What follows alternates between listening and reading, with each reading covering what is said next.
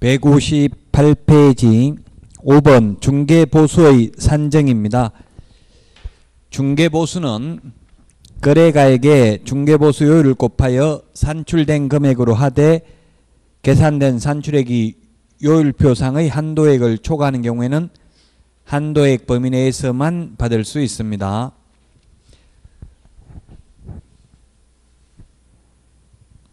(159페이지) 동그라미 1번 매매의 경우 매매 대금이 기준이 됩니다. 단 분양권인 경우에는 분양권은 이게 판례가 있습니다. 분양권은 현재까지 들어간 돈입니다. 분양권의 경우에는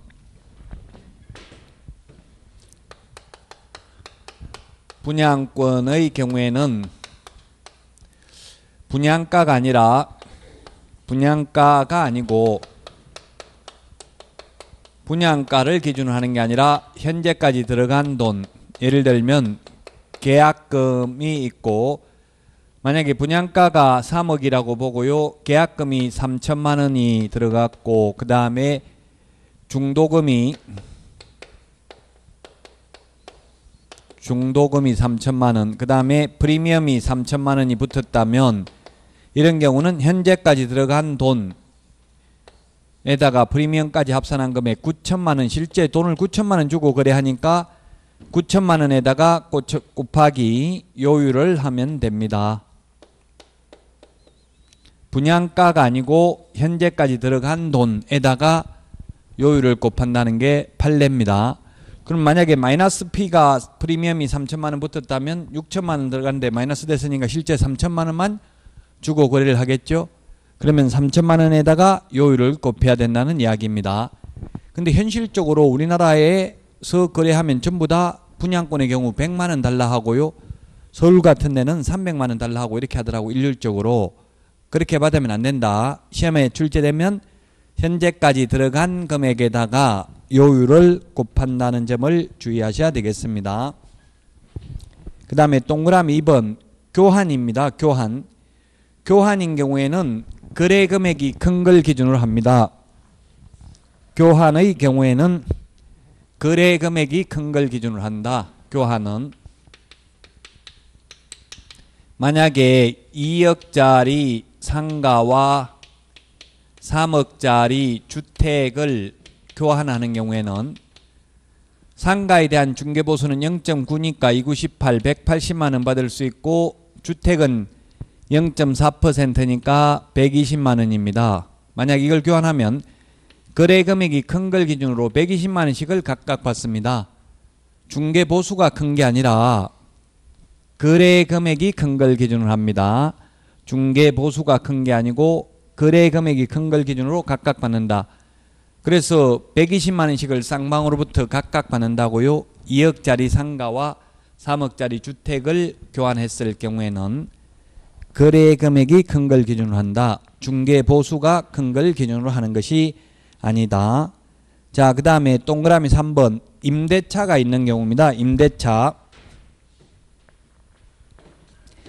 임대차가 있는 경우에는 예를 들면 보증금 500에 월세가 45만 원이 있으면 월세 45만 원 곱하기 100을 합니다. 그러면 5천만 원이 나왔죠.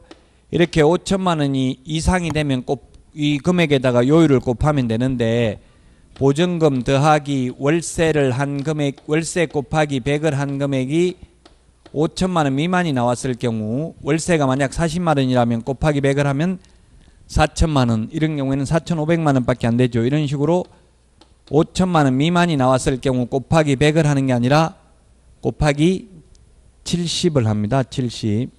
보증금 더하기 월세 곱하기 70을 한다고요. 5천만 원 미만이 나왔을 경우 5천만 원 이하가 아니라 5천만 원 미만이라는 점을 주의하셔야 되겠습니다.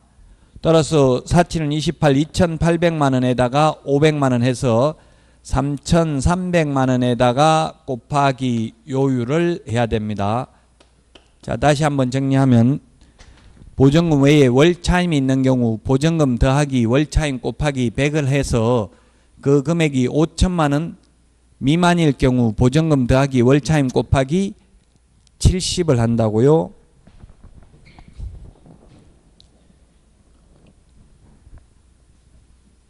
동그라미 4번. 산출된 중개보수는 의뢰인 쌍방으로부터 각각 받습니다. 각각. 중개보수가 100만 원이다 하면은 쌍방으로부터 각각 받기 때문에 합계는 200만 원이죠. 매수인 100, 매도인 100, 쌍방 각각 받습니다. 동그라미 5번. 권리금은 중개보수 계산하는데 포함시키지 않습니다. 왜냐하면 권리금은 중개대상물이 아닙니다. 따라서 권리금을 알선하고 받는 돈은 중개보수가 아니므로 권리금 알선하고는 돈을 많이 받아도 공인중개사법 위반이 아니란 이야기입니다. 앞에서 권리금은 중개보수에 포함되지 않는데 프리미엄은 아파트 분양권 프리미엄은 포함시켰죠. 아파트 분양권 프리미엄은 중개보수 계산할 때 포함시켰는데 상가 권리금은 중개보수 계산할 때 포함시키지 않는다. 판례입니다. 이것도 역시 중개대상물이 아니기 때문에 그렇습니다. 동그라미 5번, 6번 이런 것들이 같은 말입니다. 권리금 알선하고는 돈을 많이 받아도 수수료를 많이 받아도 중개보수 초과 규정에 저촉되지 않는다는 이야기입니다. 중개대상물이 아니므로. 자, 그 다음에 6번 중개보수의 지급식인데 중개보수는 의뢰인 간의 약정에 따르되 약정이 없을 경우에는 거래대금 지급이 완료된 날로 합니다. 잔금 치러야 받을 수 있다고요? 이게 최근에 바뀌었습니다. 옛날에는 계약 성립만 되면 받을 수 있었죠. 근데 지금은 약정이 있으면 약정에 따르고 약정이 없는 경우에는 거래대금 지급이 완료된 날 받을 수 있습니다. 중개보수. 자, 그 다음에 7번 실비입니다. 실비. 실비는 실제 소요된 비용을 실비라고 합니다.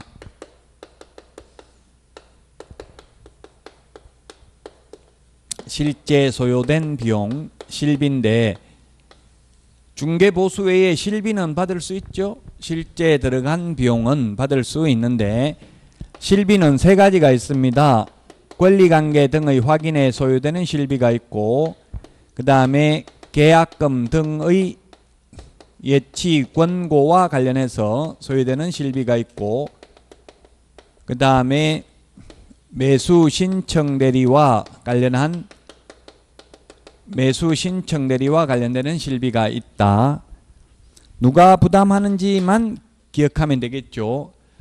등기사항 증명서 발급받는 데 들어간 돈 누구한테 받아요? 현실적으로 중개업에서 현실적으로는 개업공개사가 내고 있고요. 수도권에서는 법무사들이 내주고 있습니다. 근데 이론적으로는 매도, 임대, 그 밖의 권리를 이전코자 하는 의뢰인한테 받을 수 있고요. 계약금 등의 예치 권고는 매수인이 불안하니까 예치하니까 매수, 임차, 그 밖의 권리를 취득 의뢰인이 부담을 합니다. 자, 등기사항 증명서 발급하는 데 들어간 비용을 매도인이 내야 된다는 것 이해가 됩니까? 민법에서 이게 동시행관계라고 했는데 완전한 소유권을 넘겨주고 잔금을 받는 게 동시행입니다. 그래서 예를 들면 매매대금이 10억인데 거기에 비해서 아주 소액인 10만 원의 가압류가 설정되어 있다 하더라도 매수인은 그 가압류를 말소하기 전에는 동시행 항변권을 행사하여 잔금 지급을 거절할 수 있다는 게 판례입니다. 그래서 완전한 소유권인지를 매도인이 스스로 입증해야 되므로 매도인이 부담합니다. 매도인, 임대인, 권리를 이전코자 하는 의뢰인이 부담합니다. 권리관계 등의 확인에 소요되는 비용은 계약금 등을 매수인이 불안하니까 매도인한테 직접 주지 않고 예치기관에 금융기관, 신탁업자, 공제사업을 행하는 자에게 예치하도록 권고할 수 있죠. 그래서 매수인이 그 비용은 부담해야 된다고 위험보험료는. 자, 그 다음에 매수 신청 대리와 관련되는 실비는 첫 번째 한도액이 30만 원입니다. 그리고 원거리 멀리 가는 교통비, 원거리 출장비는 받을 수 있습니다. 매수 신청 대리와 관련되는 실비로. 그러나 가까운 거리에 가는 교통비, 그 다음에 등기 사항 증명서 발급받는데 소요되는 비용은 받을 수가 없습니다. 이 매수 신청 대리와 관련되는 거는 지금 뒤에 나옵니다.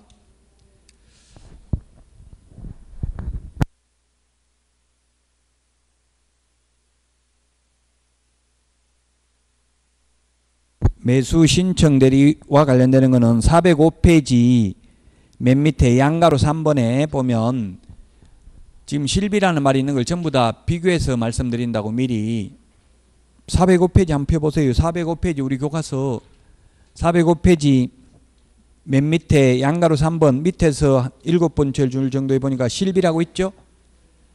그래서 실비라는 표현 들어가는 거 전부 다 지금 비교해서 정리했다고요. 또 우리 프린트 내드린 거에도 보면 수수료라는 표현을 52번에 정리해놨잖아요. 19개 52번 프린트 52번에 보면은 맨 밑에 보면 실비가 있잖아요. 거기에 15번부터 15번, 16, 17, 18, 19번 있죠.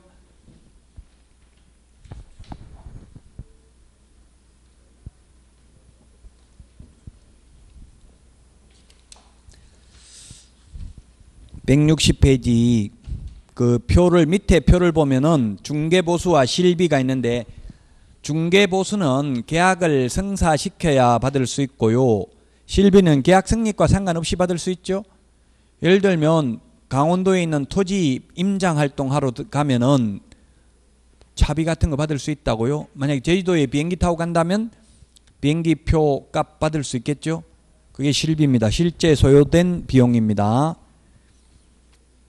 그래서 우리 공인중개사법 시험에 중개보수 계산하는 거 한 문제, 일반적인 내용 한 문제에서 두 문제가 출제가 됩니다. 자, 다음은 162페이지 지도 감독을 보겠습니다. 163페이지 지도 감독관청입니다. 지도 감독관청. 지도 감독관청은 우리 프린트 내드린 거에는 12번에 있습니다. 12번. 12번에 보면은 지도 감독관청이 있는데 지도 감독관청 12번에 있죠. 지도 감독관청.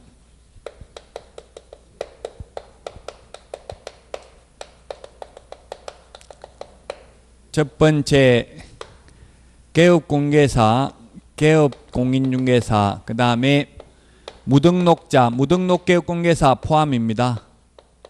개업공개사, 거래정보사업자,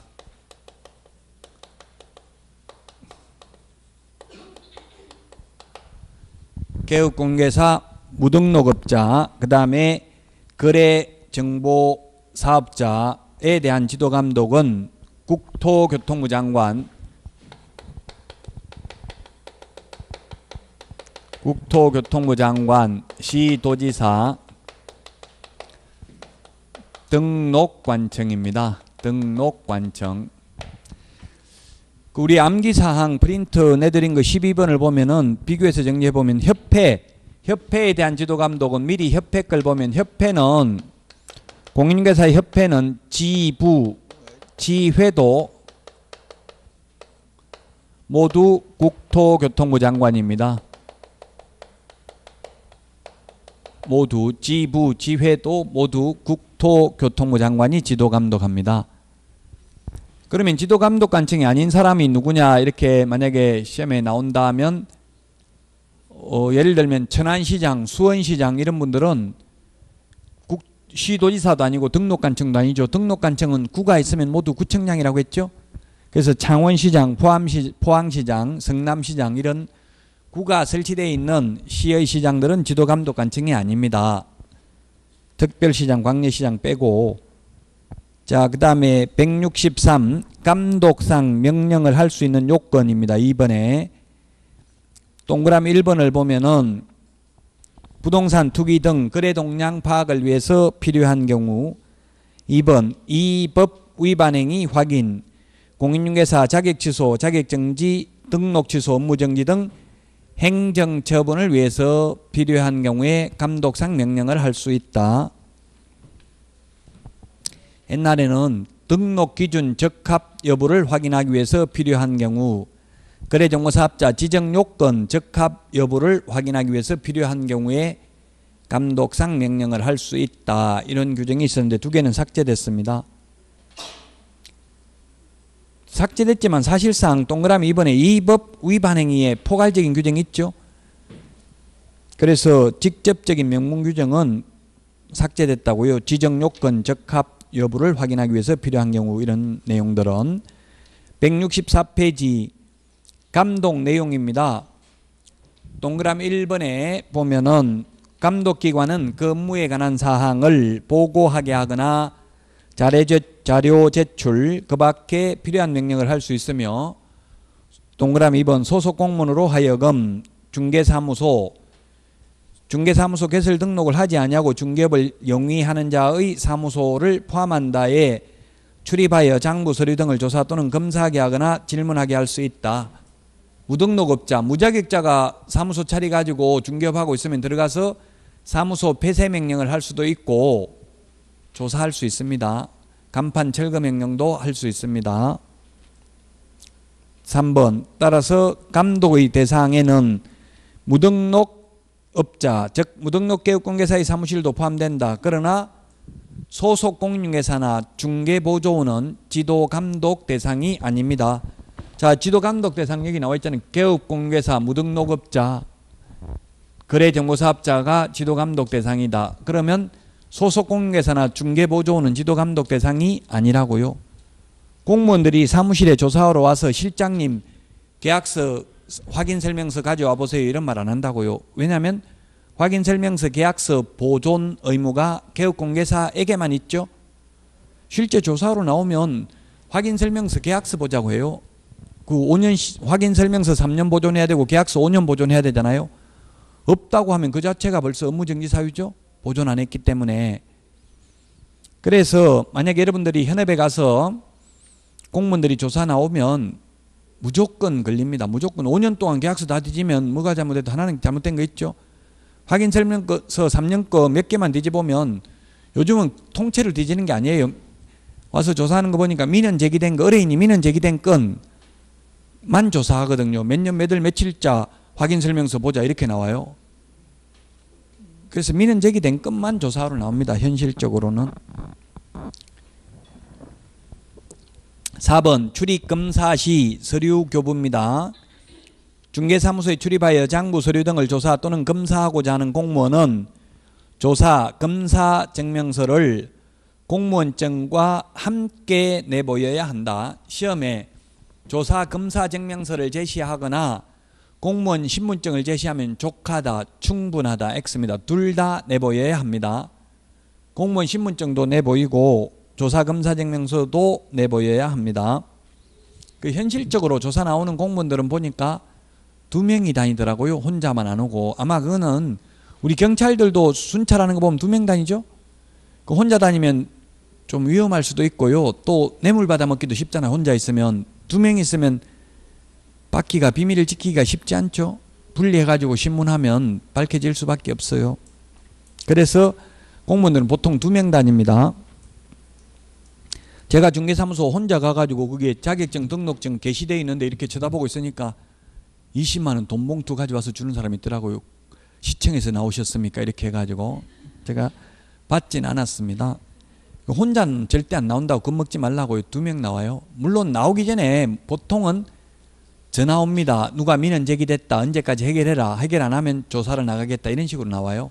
그럼 해결하는 게 좋아요. 안 하면 결국은 업무정지라도 당할 수밖에 없다는 이야기입니다. 자, 위반 시 제재입니다. 5번에 감독상 명령을 위반한 개업공개사와 거래정보사업자가 있는데 개업공개사의 경우에는 6월 이하의 업무정지입니다. 근데 거래정보사업자와 협회는 500만 원 이하의 과태료입니다.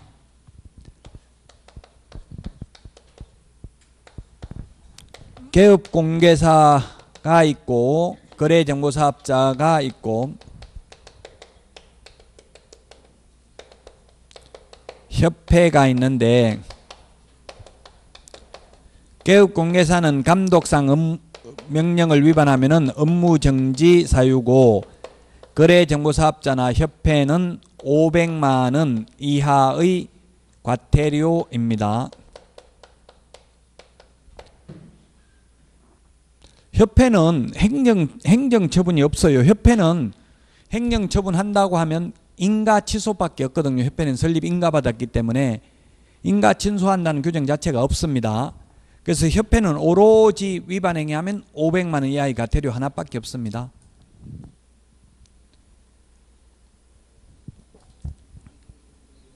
(165페이지) 행정제재처분 효과의 승계. 이게 노무현 정부 때 도입된 제도입니다. 도입하면서 뭐라고 입법 취지를 밝혔느냐 하면은 탈법 행위를 하고 행정처분을 회피하기 위해서 사무소 이전, 휴업, 폐업을 하는 악덕 기획부동산업자의 난립을 방지하기 위해서 이런 규정을 신설했다라고 했습니다. 쉽게 말하면 이제 전과 기록을 가지고 다니게 만듭니다. 한마디로 말하면 나쁜 짓 하고 다른 데로 옮겨도 그 전과 기록을 가지고 옮깁니다. 지금은. 자, 그래서 양가로 1번을 읽어보면 개업공개사가 폐업신고 후 다시 중개사무소 개설 등록을 한 때에는 폐업신고 전의 개업공개사의 지위를 승계한다. 전과 기록 승계한다고요? 업무정지 당하려고 하니까 폐업했다가 조금 있다 다시 등록하면은 그 폐업신고 전의 개업공개사 지위가 승계된다. 양가로 2번 재등록 개업공개사에 대한 행정처분 효과입니다. 폐업신고 전의 동그라미 1번 개업공개사에 대하여 업무정지 그 다음에 500만 원 과태료 100만 원 과태료의 위반행위를 사유로 행한 행정처분 효과는 그 처분일로부터 1년간 다시 중개사무소 개설 등록을 한 자, 즉 재등록 개업공개사에게 승계된다. 166페이지 재등록 개업공개사에 대하여 폐업신고 전의 절대적 취소, 임의적 취소, 업무정지 위반행위에 대한 행정처분을 할 수 있다. 다만 다음 어느 하나에 해당하는 경우는 할 수 없다는 이야기입니다. 기억에 보면 폐업신고를 한 날부터 다시 중개사무소 개설 등록을 한 날까지의 기간, 즉 폐업기간이 3년을 초과한 경우에는 폐업신고 전의 위반행위로 인한 등록 취소할 수 없고요. 니은에 폐업신고 전의 위반행위에 대한 행정처분이 업무정지에 해당하는 경우로서 폐업기간이 1년을 초과하면 폐업신고 전의 위반행위로 인한 업무정지할 수 없다. 3번 동그라미 3번 재등록 개업공개사에 대한 행정처분을 함에 있어서는 폐업기간과 폐업사유 등을 고려해야 된다. 4번 개업공개사인 법인의 대표자에 관하여는 행정처분의 처분 효과의 승계 규정 준용한다. 이 경우 개업공개사는 법인의 대표자로 본다. 자, 그러면 지금까지 읽은 내용을 다시 한번 정리를 해보도록 하겠습니다.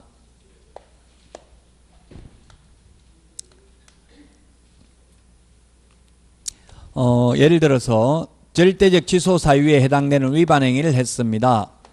그러니까 취소하는 걸 취소되기 전에 미리 알아요. 행정처분 예고 통지서도 보내고 청문 절차도 청문도 하고 하기 때문에 취소된다는 걸 압니다. 그래서 취소당하려고 하니까 취소되면 3년 안에는 다시 등록도 안 되잖아요. 아예 그냥 스스로 폐업을 해버린 거예요. 스스로 폐업을. 어차피 등록 취소 당하려고 하니까 스스로 폐업을 해버렸어요. 폐업을 했다가 1년 있다가 다시 재등록을 했다고요. 재등록해도 폐업 신고 전의 개업공개사의 지위를 승계하니까 1년 전에 등록 취소 사유에 해당된 거 가지고 다시 등록을 취소합니다. 재등록해도. 이 경우에 등록이 취소되면 3년 지나야 다시 등록할 수 있는데 이 경우에는 앞에 폐업기간 1년 빼줍니다. 폐업기간만큼. 그러면 2년 지나야 됩니다. 이제 잔머리 굴려도 소용없다고요. 공정한 사회를 만들기 위해서 처음에 곧바로 등록 취소되었다 하더라도 3년만 지나면 다시 등록할 수 있죠.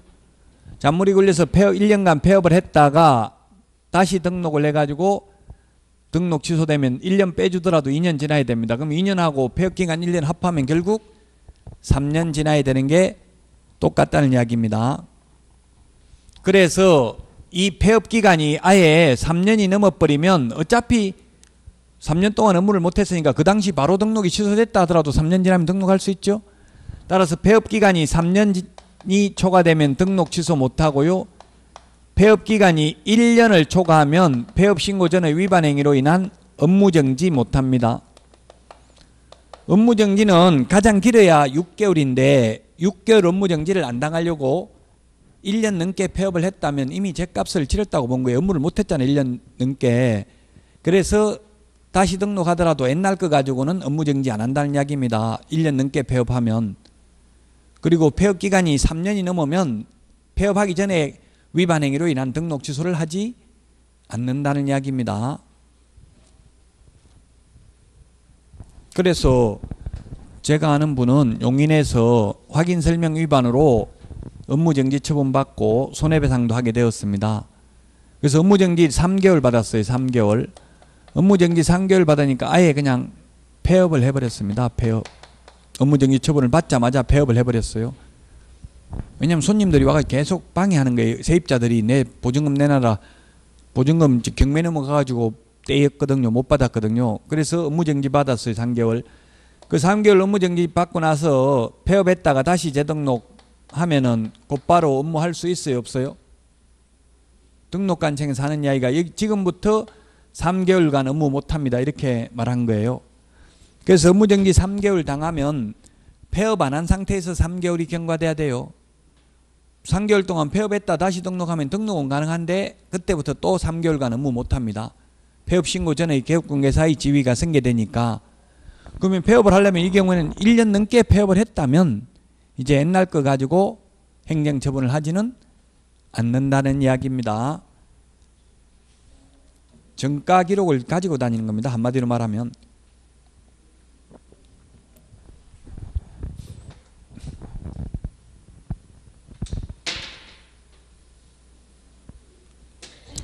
자, 그 다음에 이때까지 읽었던 거 법 제40조 행정제재처분 효과의 승계인데 가령 1월 1일 날 업무정지 처분을 받고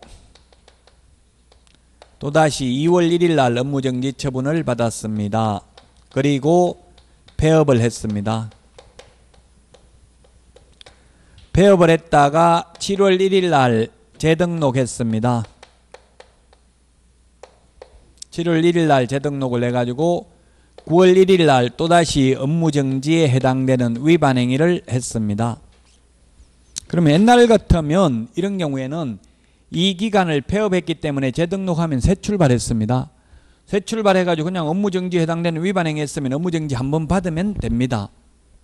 그러나 지금은 행정제재처분 효과의 승계 규정에 의해서 법 제40조에 의해서 이런 업무정지나 가태료 처분은 그 처분일로부터 1년간 재등록한 개업공개사에게 승계된다 이렇게 되어 있습니다. 재등록이 아직 이런 처분을 받은 날부터 1년이 안 지났죠. 그래서 이 업무정지 행정처분을 회피하려고 폐업해도 소용이 없다. 이 폐업 기간에도 불구하고 아직 이런 업무정지 처분이나 가태료 처분이 있은 날로부터 1년이 안 지났기 때문에 승계되기 때문에 결국 폐업했음에도 불구하고 최근 1년 이내에 2회 이상 업무정지 처분을 받고 또다시 업무정지에 해당되는 위반 행위를 하였으므로 이때는 업무정지하는 게 아니라 등록을 취소하여야 한다고요.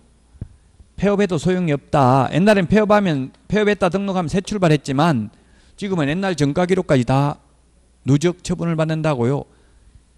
그래서 업무정지, 가태료 처분의 효과는 그 처분일로부터 1년간 재등록한 개업공개사에게 승계된다. 165페이지 맨 밑에서 두 번째 줄 오른쪽에 1년간 승계된다고 돼 있죠. 그 1년, 이게 아직 7월 1일이니까 1년이 안 지났기 때문에 승계되니까 결국 최근 1년 이내에 2회 이상 업무정지 처분을 받고 또다시 업무정지에 해당되는 것으로 보아서 등록을 취소해야 된다 이 말입니다.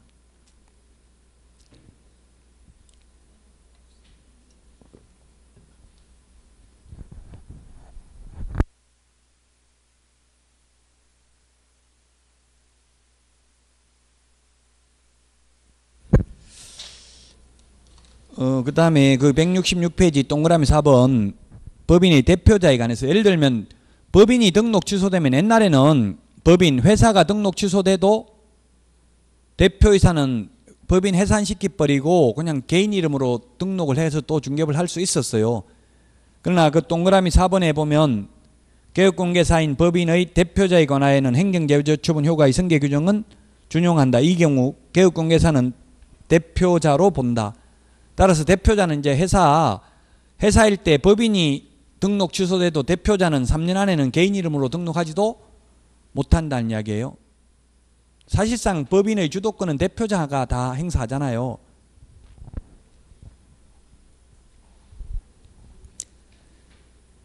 자, 다음은 166페이지 행정처분입니다. 행정처분. 행정처분이라는 것은 행정청에서 하는 행정행위를 행정처분이라고 합니다. 행정형벌은 사법부에서 판사가 판결을 통해서 하는 게 행정형벌이고요. 징역벌금을 행정형벌이라 하고, 행정처분은 등록취소, 업무정지, 자격취소, 지정취소 이런 것을 행정처분이라고 합니다. 자, 그러면 행정처분에서 시험에 두 문제가 출제가 됩니다. 두 문제.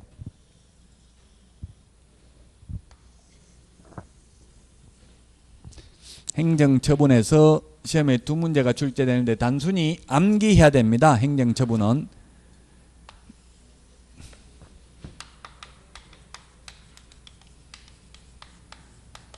행정처분이 있는데 우리는 지금 우리 책은 등록 취소부터 했는데 가장 강력한 행정처분이 사실상 우리 책하고 순서를 책은 제가 썼습니다. 근데 이게 순서가 다 똑같으면 시중에 있는 책하고 똑같으면 안 되죠. 저작권법에 저축될 수도 있고, 이 수험서라는 거는 사실 연구서가 아니기 때문에 법조문에 있는 거, 판례에 있는 거 거의 내용이 80% 이상은 비슷하죠. 시중에 있는 책이 거의 똑같아요. 그러면 우리 책 가지고 하면 불합격하고 다른 책은 합격하고 이러면 안 되잖아요. 그래서 거의 모든 책이 80%가 아니라 90% 이상 똑같아요. 단지 순서만 다를 뿐이고 이래요. 내용은 다 똑같다고요. 왜냐면 법조문에 있는 그대로니까 판례하고.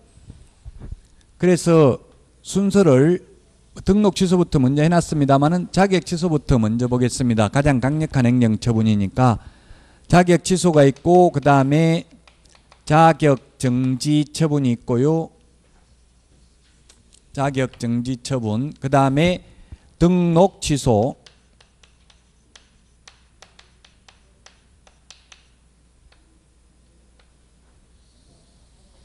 등록 취소가 있고, 그 다음에 거래정보사업자 지정 취소가 있고, 업무정지부터 먼저 볼까요? 업무정지.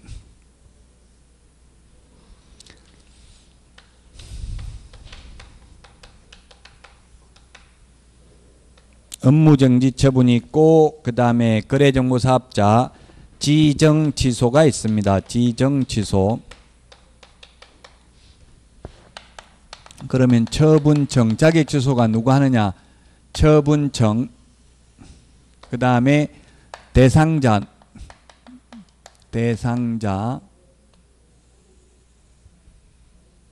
그 다음에 청문 여부.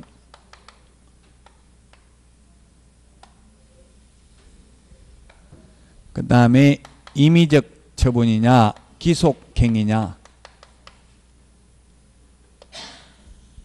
그 다음에 처분 사유. 다른 과목은 이런 것들이 거의 시험에 출제되지 않습니다. 그런데 공인중개사법은 시험에 두 문제가 출제되어 단순히 암기해야 되는데, 처분 사유는. 자, 자격 취소 처분청은 모든 결정권자와 변경권자는 똑같습니다. 그래서 자격 취소는 처음에 자격증을 준 사람이 자격 취소도 한다고요. 그래서 자격 취소는 교부한 시도지사입니다. 교부한 시도지사. 사무소 관할 시도지사가 아니라 교부한 시도지사입니다. 자격정지도 역시 교부한 시도지사입니다. 자격정지도 교부한, 자격증을 교부한 시도지사,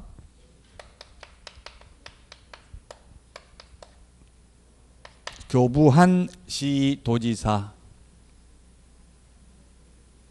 자, 그 다음에 등록 취소는 등록관청이 합니다. 업무정지도 등록관청이, 지정 취소는 국토교통부 장관이. 그 다음에 자격 취소 대상자는 공인중개사고요. 공인중개사. 자격정지는 소속 공인중개사. 소속 공인중개사. 등록 취소는 개업 공인중개사.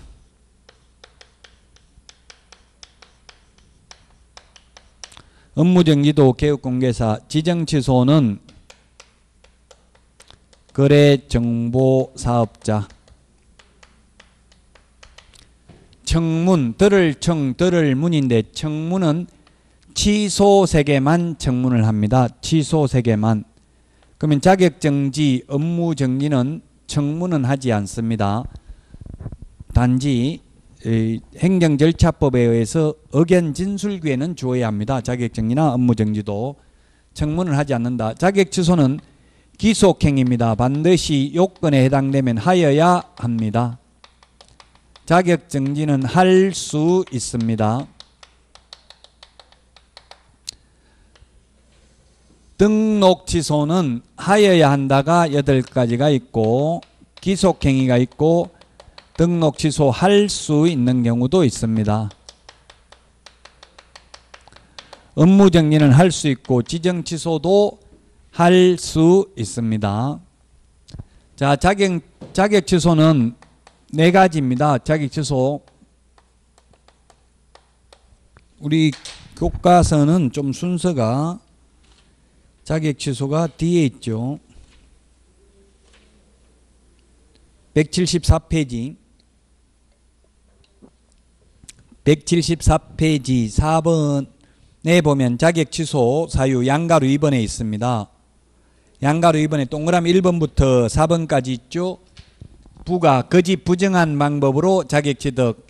양은 자격증 양도되어 자격정지 기간 중에 업무를 하거나 자격정지 기간 중에 이중 소속이 된 경우 이 법을 위반하여 징역형을 선고받은 경우입니다. 이 법을 위반하여 징역형 선고받은 경우입니다. 저 법이 아니고 공인중개사법 위반으로 징역형을 선고받으면 자격을 취소해야 됩니다. 자격을 취소한 시도지사는 5일 이내에 국토교통부 장관에게 보고하고 그 다음에 자격 취소된 자는 7일 이내에 자격증을 교부한 시도지사에게 반납해야 됩니다. 그 다음에 자격정지는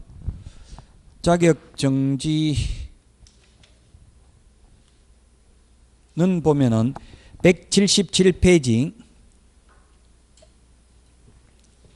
177페이지 거기 표에 보면 자격정지 6월이 한데 국토교통부령에 보니까 구체적 기준인 6개월짜리가 3개, 3개월짜리가 4개가 있죠.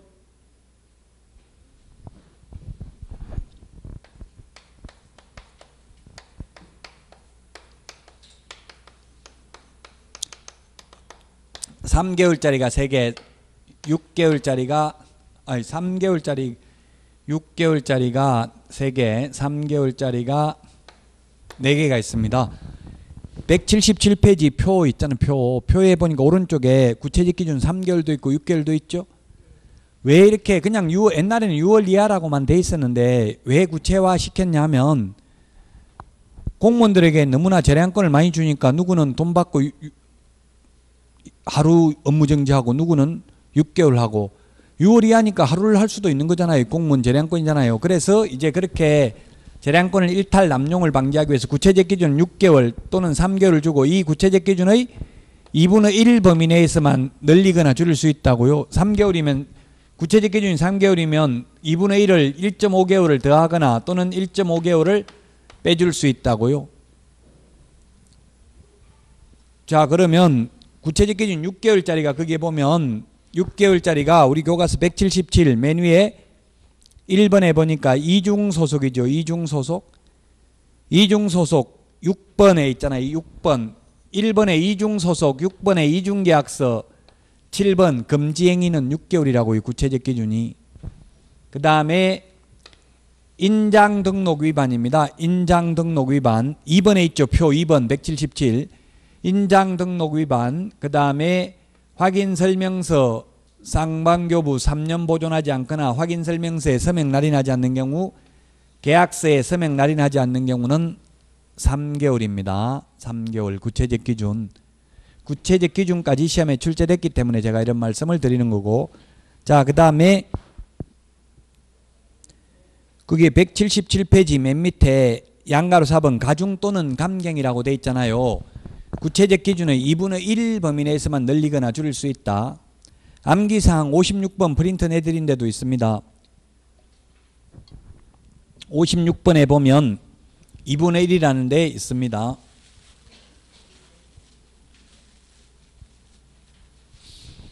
업무정지, 자격정지, 100만원 과태료, 500만원 과태료는 구체적 기준의 2분의 1 범위 내에서 늘리거나 줄일 수 있다.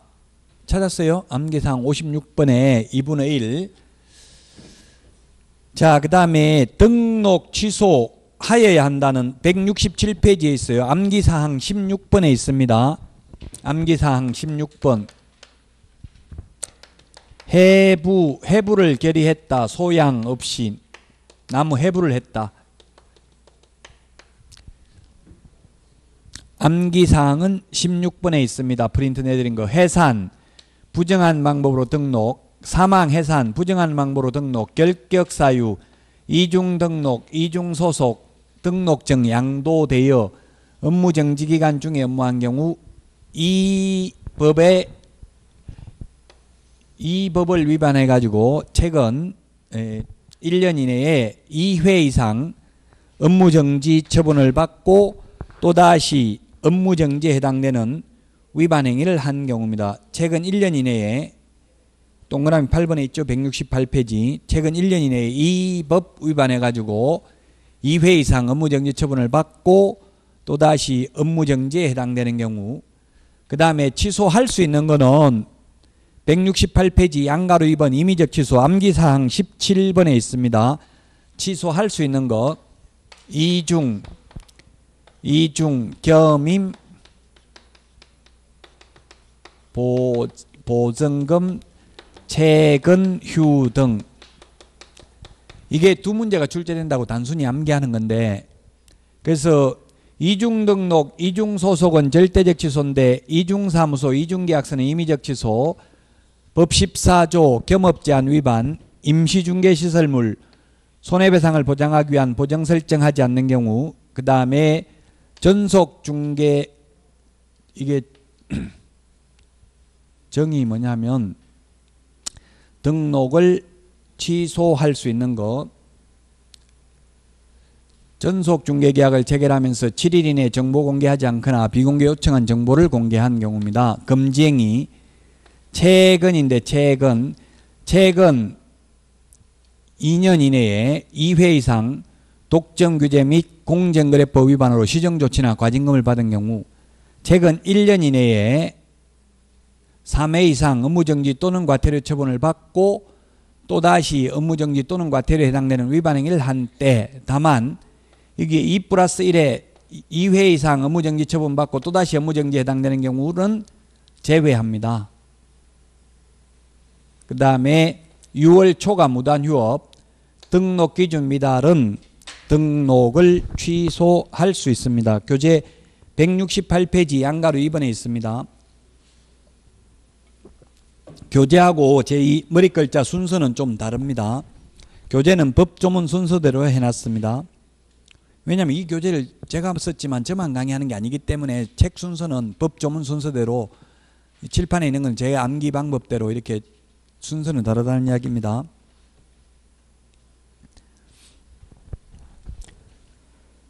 자, 그래서 등록을 취소할 수 있는 사항을 봤는데, 등록 취소든 자격 취소든 취소되면 모두 반납은 7일 이내에 반납합니다. 반납은 7일 이내에 한다. 등록 취소, 자격 취소 7일 이내 반납. 자격 정지되었을 때는 반납 안 하죠. 업무 정지되었을 때도 반납 안 합니다.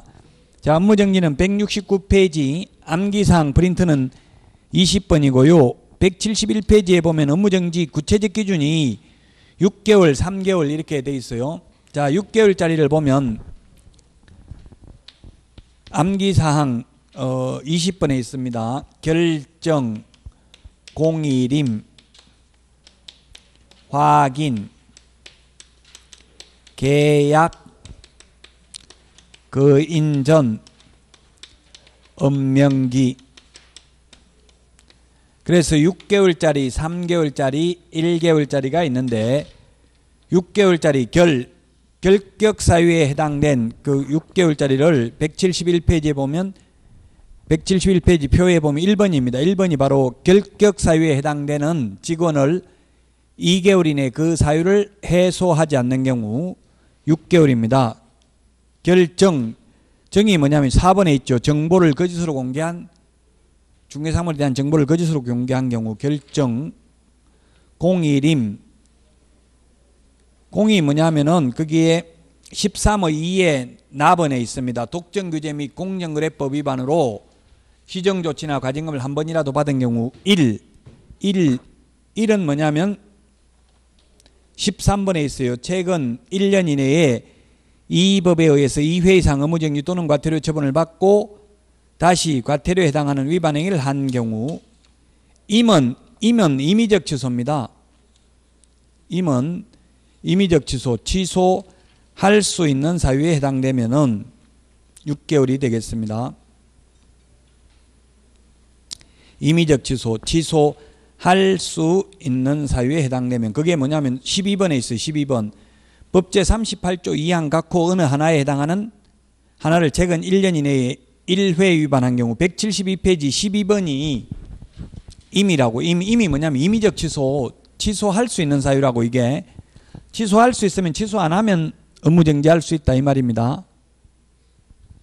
그 다음에 3개월짜리가 확인 설명과 관련되는 거. 우리 교재 그게 조금 어려울 수 있어요. 처음 이걸 하면은. 그런데 시험 볼 때까지는 암기해야 돼요. 왜냐하면 구체적 기준도 시험에 출제되는 게 있다.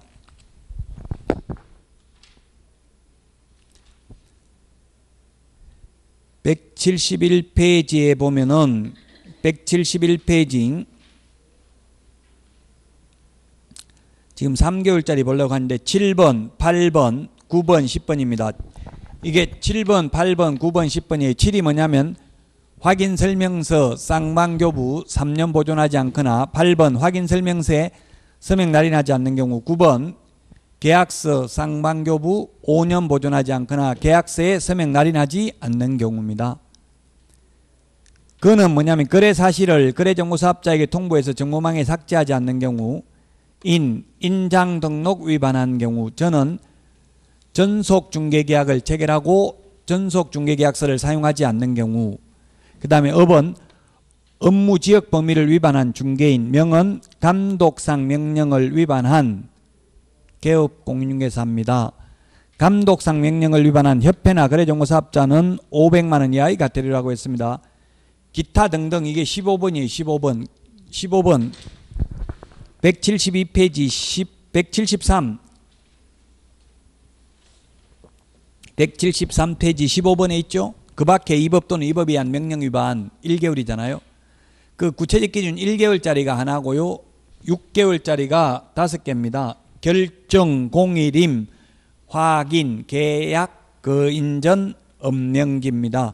173페이지에 보니까 양가로 5번에 이 구체적 기준의 2분의 1 범위 내에서 늘리거나 줄일 수 있다는 이야기입니다. 자, 거래정보사업자 지정취소는 앞에서 했었습니다. 부운정 1회 이렇게 암기했습니다. 거짓 부정한 방법으로 지정받은 경우 운영규정 위반해서 정보망을 설치 운영하면 또한 500만 원 이하의 과태료고요. 그 다음에 정보 거짓 공개하면 지정도 취소할 수 있고 1년 이하의 징역이나 1000만 원 이하의 벌금에도 처한다. 지정받은 날로부터 1년 이내에 정보망을 설치 운영하지 않는 경우, 사망, 해산 등으로 정보망 설치 운영이 불가능한 경우 지정을 취소할 수 있습니다. 여기에서 두 문제가 나와요. 단순히 암기하는 거예요. 그래서 어려운데 암기사항 지금 20번에 있다고요. 업무정지 프린트 내드린 거 20번에 있고요. 17번에 등록 취소할 수 있는 거 암기사항은 프린트에 다 정리되어 있어요. 170페이지 밑에서 5번째 줄 양가로 3번에 보면 제척기간인데 업무정지는 그 사유가 발생한 날로부터 3년이 경과되면 업무정지 처분을 할 수 없습니다. 자, 여기까지 행정처분을 다 했습니다. 행정처분을 지정취소 지금 179페이지에 보면 이게 부운정 1회 179페이지 지정취소까지 있습니다. 그 다음에 거기에 7번 청문은 여기 적어놨죠. 취소 3개만 청문한다. 취소 3개만 청문하고 업무정지 자격정지는 청문하지 않는다. 자, 여기까지 하고 쉬었다가 182페이지 이제 협회부터 보도록 하겠습니다.